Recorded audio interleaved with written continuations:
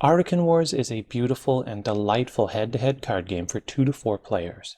It's quick to learn, it is dripping with theme, and it wraps up in about 20 minutes for a 2-player game session. I cannot say enough good things about this game, but more importantly, the universe that this group of people have created. You see, Arackhan is more than just this card game. It is music beautifully composed, it is art, it is stories, all lovingly created by this team of people. Do yourself a favor and check out this game coming on Kickstarter. You don't want to miss out on it. Hello everyone and welcome back to the Battlecast. I'm really pleased to bring you a preview of this amazing game, Arakhan Wars. Now, as I mentioned in the intro, Arackhan is not simply this game, it is a universe, and it's primarily in French. The stories are in French, but they are being translated to English. But that doesn't take away from the sheer majesty of this universe that's being created. The art, beautiful. They have composed music for this game.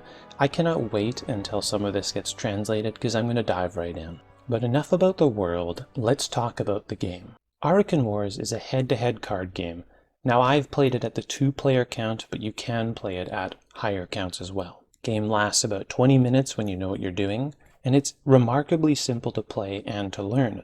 But that doesn't mean that there isn't strategy involved, because it really juggles simplicity and complexity quite well. The game of Arakhan Wars takes place on a set battlefield map seen here. The green square in the middle is where cards have to be played to start.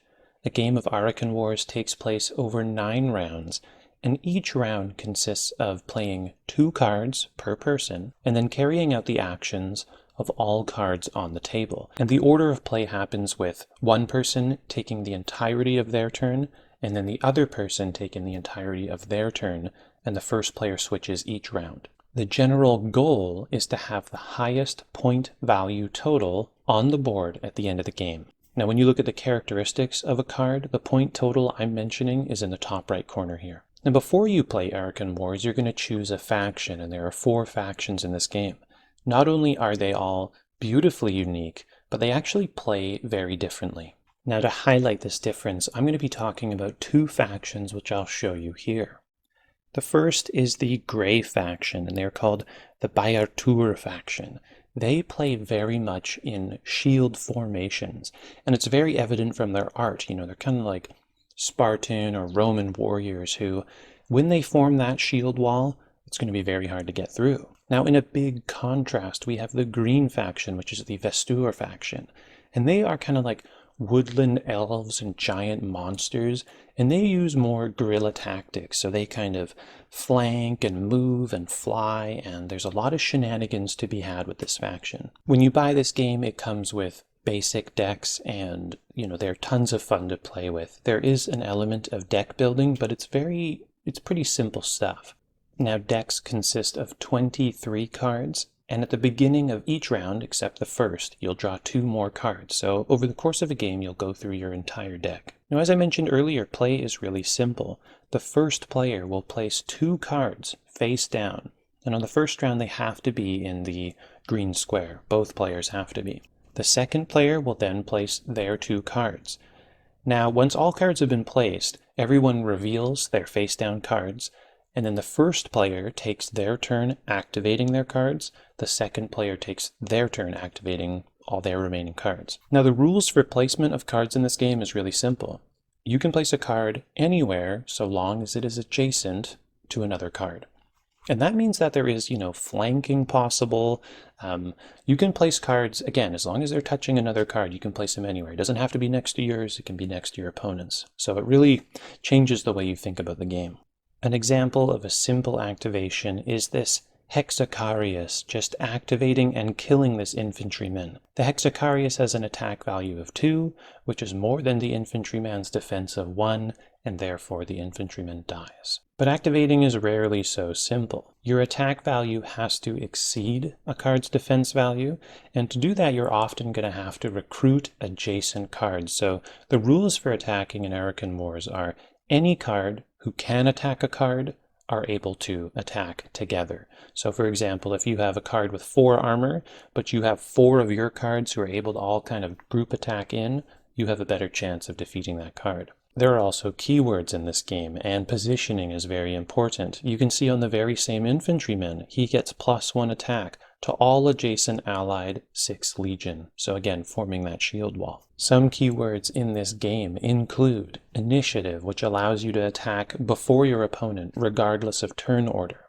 Omni Strike, where your attack hits all adjacent enemies in one go. Ranged attack, pretty simple, that allows you to attack enemies who are not adjacent to you. We have Flight and Movement, which allows you to make some movement shenanigans before you attack, keeping your opponent always guessing. And lastly, and probably the coolest one, is Perforation, which allows you to attack in a straight line. And every time you kill a creature, your damage transfers to the next one at a -1 deduction, but you can potentially line up some devastating plays. So although this game seems kind of simple, there is a wonderful depth to it. There's a great balancing of, if I go first this turn, I have to place my cards first, but I know I'm usually going to be able to activate before you. So maybe it's my turn to do damage, but then your opponent might not want to put down high value cards because they know they have an increased chance of dying. Now, if it seems like going first has an advantage, in most ways it does. It means that you are going to get to carry out all your attacks before your opponent does. But there's wonderful preparation for your opponent who is going second. They can put down some throwaway units like the Drunken Knight, who is worth very little points. And if you kill them, it's not a big deal, but they're saving that space for when they go next turn. They've occupied that space, and now they get to shoo in there for next turn. Furthermore, we actually have spells in this game, and there's kind of two types. There's effects that go onto the battlefield, and after the round is over, they're removed. And there's also spells that hit the astral plane. And this is kind of your way of clapping back when you're going second. And a great example of this is the shield wall spell. So let's say I'm going second, and I know my troops are going to get beat up. Well, I'm going to play the shield wall spell, and this kicks in right away, as soon as the round begins, as soon as we flip up our cards. All of my troops get +2 defense if they're 6th Legion. Have a good time trying to get through them now, buddy. While generally some of your troops are going to die each round, over the course of a game, you will have many cards left on the battlefield, meaning more activations. The order in which you activate is important, but more importantly, your life total, or your point total, is increasing. At the end of the 9th round, you tally up all your points, you tally up all your opponent's points, and whoever has the most points wins. I am really, really impressed with Arakhan Wars. This developer is punching well above their weight with the quality of the components, the amazing art, and the theme that they have. Because they have an established universe with stories and art and music, the theme comes through so strong. Every faction plays so different, and you see it on the battlefield. I mean, when I play the 6th Legion guys, the Grey faction, I'm forming shield walls. I'm hunkering down, And when I'm playing the Elves, I'm jumping all over the place, hitting from behind. It is an absolute blast, and this is all wrapped up in this really simple gameplay. Play 2 cards. Everybody flips up. Take turns activating. That's it, There's obviously some complexity with knowing what things do, but that's what makes this game have good longevity. Once you start to know what other cards do, once your opponent's like, oh, when's he going to play his big card? A great example of this is the Seneschal, and this is for the Grey faction. And this guy has an Omni Strike attack of 4 damage. Now, when I play against these guys, I'm thinking to myself the whole time, when's this guy coming out? When's this guy coming out? And I try not to leave a space where they can just put in, and hit 4 people. So once you learn stuff, and there's only 23 cards in a deck. I mean, it's not hard to learn when things are coming out. There will be more cards with expansions, to kind of spice things up. But again, the gameplay loop is so simple, but every game plays so differently. Arakhan Wars came out of nowhere for me, and it's a universe that I really think that I've bonded with. Check this game out on Kickstarter, check out their art, check out their music.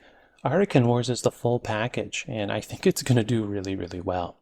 So I hope you've enjoyed this kind of overview, preview of this game. Check out my gameplay video, definitely. Thank you so much for watching, and I'll see you next time. Thanks for watching. I hope you enjoyed the video. Please consider supporting the channel by liking this video or subscribing to the channel, and especially hitting that bell icon. Feel free to leave comments in the comments section below. I love talking with you guys. Until next video, I'll see you then. Thanks.